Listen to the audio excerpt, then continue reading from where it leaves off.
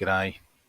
Just a quick video updating on some changes we've made to the liquidity sentiment indicator and just suggesting to people a good way to start to learn how to use them is not necessarily to start with the layered or the average, but to start with the original one and just understand how liquidity works. Liquidity isn't always as directional as we think. Liquidity can come from a static period where we have a lot of buying, but not much price movement. But it also can come from a period where we have the price dropping quickly. As it drops into a less liquid area, and we often see bounces and mean reversions during that period because it drops into a place where there's other hedging going on, and so quite quickly it becomes illiquid. And you might think, oh, the price is going to go up. Well, it will go up for a short while until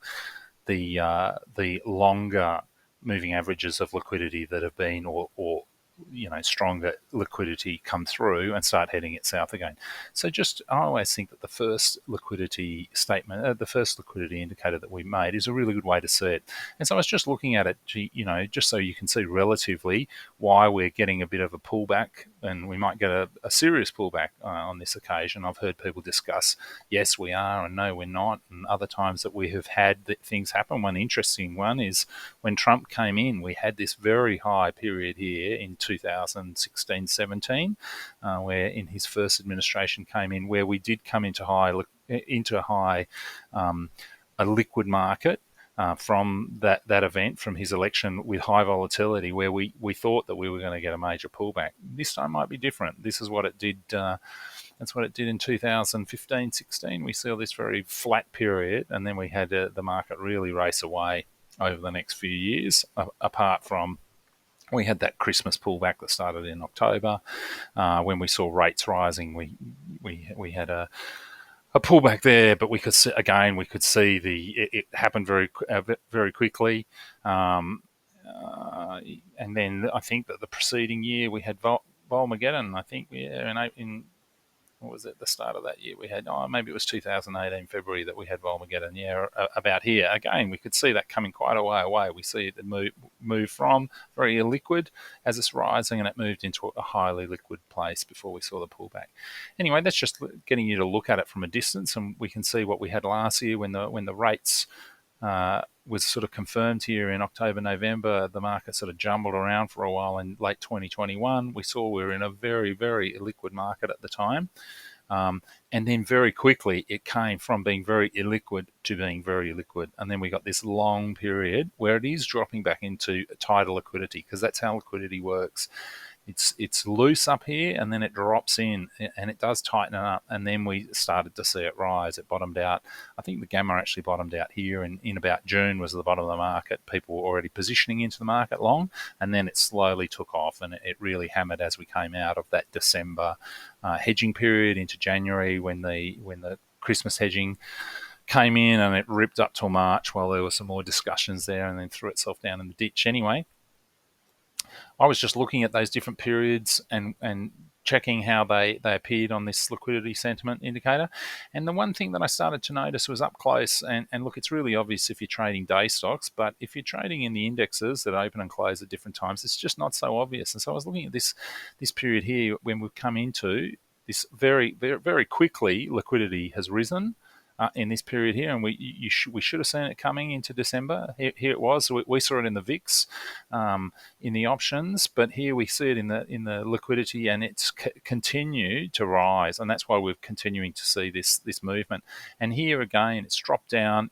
We've had this quite nice bounce, where the mags have all jumped up and done fabulously. We've seen this jump, and then it's slowly, although it's into a pocket of illiquidity, of tightening liquidity, it's slowly just risen up and bubbled up, and it's burst again. And so I was down there looking at the where we could see it was happening, and one of the I could not for the life of me get my head around it straight away, and that was because I was looking at the periods between when Americans trade and they don't, and over the weekend is quite confusing because I've been looking at the Bitcoin market.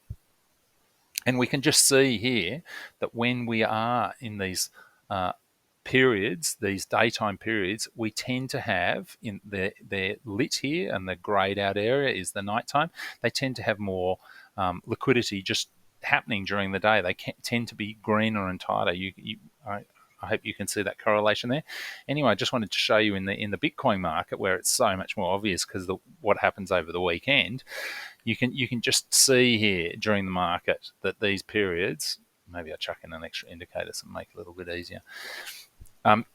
You can just see these periods of how liquid they are, how green they go during the day. And that's because the Americans are awake and they're trading, even though it's on the weekend. It's just into these liquid periods every time. It's during the day, it's liquid.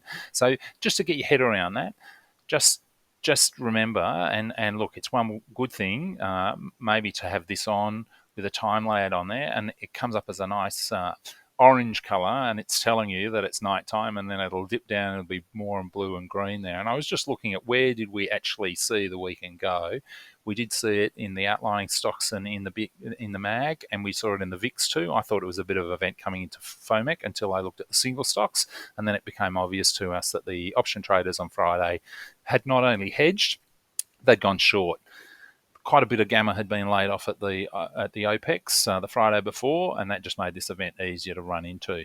We got a bit of a blow off top last week, and then we have a look at these periods, and you can just see over the weekend, it's just, even though it's not great, we can see that it's dropped down on Saturday. On Sunday day. Am I in the right period here? Monday. Or no, I've clicked back into Aussie time now. I just unclick. Here we go. Now I can see. Sorry if that was a bit confusing. Anyway, we're just seeing here that it's liquid, and I'm discussing that it's liquid during those daytimes. It's more obviously liquid during the daytime. And here, this is one of the things that was that I had noticed over the weekend, that the liquidity had been rising and becoming looser and looser, but the price was quite static and going sideways. And you always know that there's something sneaky happening in there.